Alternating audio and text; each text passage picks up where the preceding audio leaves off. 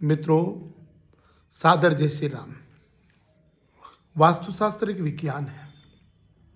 ये विज्ञान आज से 17,25,000 साल पहले तब भी था जब राम थे। 2 करोड़ साल राज करने वाले रावण के जमाने में भी वास्तुशास्त्र था। 5,000 साल पहले जब कृष्ण थे तब भी वास्तु था। बहुत सारे धर्मों का जन्म नहीं हुआ था 2,000-2,600 साल पहले, तब भी वास्तु था। और आज नितांत पाश्चात्य युग में, नितांत कल युग में आज भी वास्तु है। और वास्तु उतना ही सत्य है जितना हमारे अंदर आत्मा सत्य है। जितना सूर्य का निकलना सत्य है उतना ही वास्तु सत्य है। ये हास्य का विषय नहीं है, विज्ञान है, सुपर विज्ञान है। और विज्ञान वो होती जिसके प्रैक्टिकल हो जाते हैं, और इसके प्रैक्टिकल होते हैं। हमने भी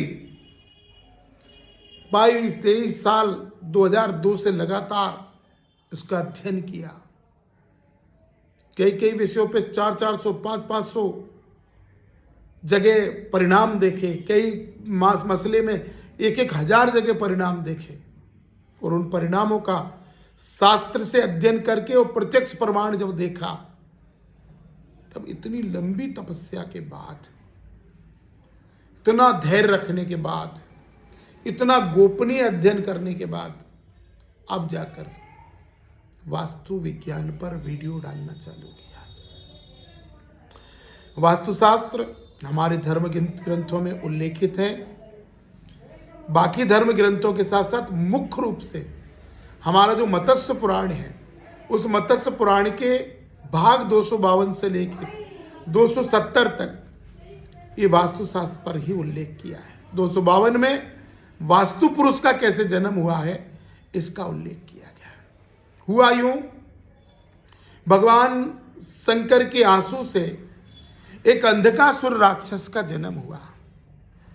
और वो था तो भगवान शंकर का पुत्र ही, पर अज्ञानतावश वो माता पार्वती पर कुदृष्टि डालने लगा। अपनी माताओं और बहनों पर कुदृष्टि डालना ये असुरों की, राक्षसों की, पिशाचों की खास पहचान है। भगवान शंकर कुपित हो गए, उनमें युद्ध हुआ। अंधकासुर राक्षस का जगह जगह रक्त गिरा।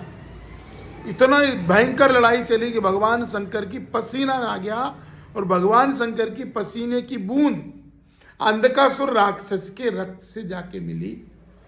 और उस रक्त और भगवान शंकर के पसीने की बूंद से एक भयानक राक्षस पैदा हुआ, जो अंधकासुर को खा गया। उसके जो जहां मांस के टुकड़े पड़े थे, खून पड़े थे, सबको खा गया। उसका आकार निरंतर बड़ा होने लगा, और ऐसा जो मिलता उसको भक्षने लगा। ऐसा लगने लगा कि ये पूरी पृथ्वी को निकल जाएगा, पूरी सृष्टि को खा जाएगा। इतना आकार बढ़ता जा रहा था। आखिर भगवान शंकर ने उसको नीचे गिरा दिया, और नीचे गिरा तो उसका सर भगवान ब्रह्मा के चरणों में गया। और इतने में जब वो गिरा तो 45 देवता उस पर बैठ गए। 45 देवताओं ने उसको दबा दिया।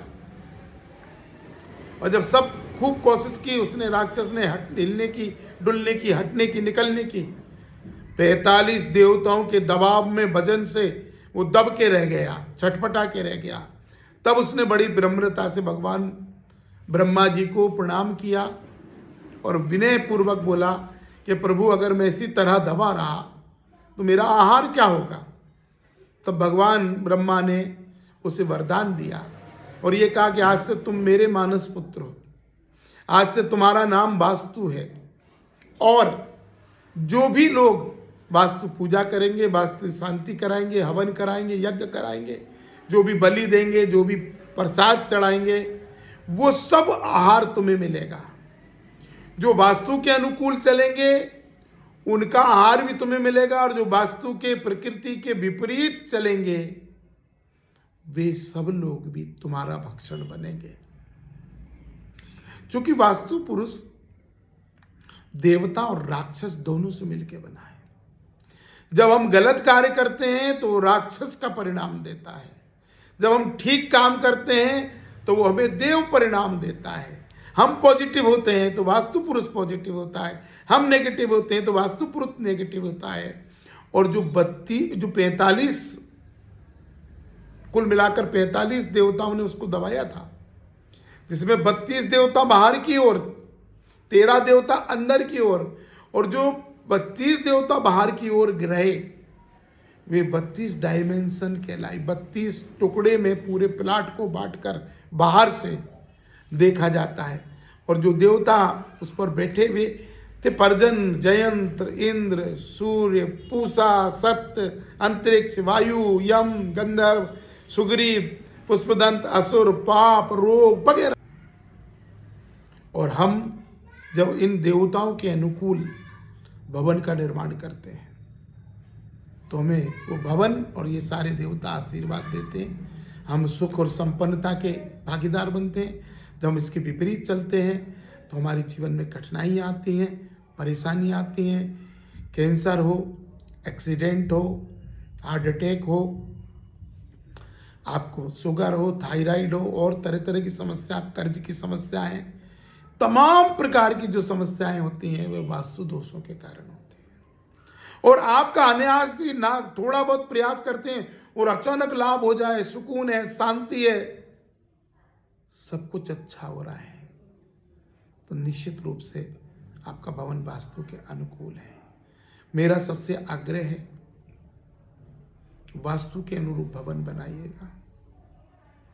वास्तु के अनुरूप भवन बनाने से आपके जीवन की 90 और 95% समस्याएं समाप्त हो जाती हैं। और वास्तु अगर आपका गलत है तो 100 की 100% समस्याएं आपकी वास्तु दोष के कारण आती हैं। इसलिए मेरा निवेदन है, वास्तु का पालन करें, इसका सम्मान करें, इसके अनुरूप भवन बनाएं। बहुत बहुत धन्यवाद।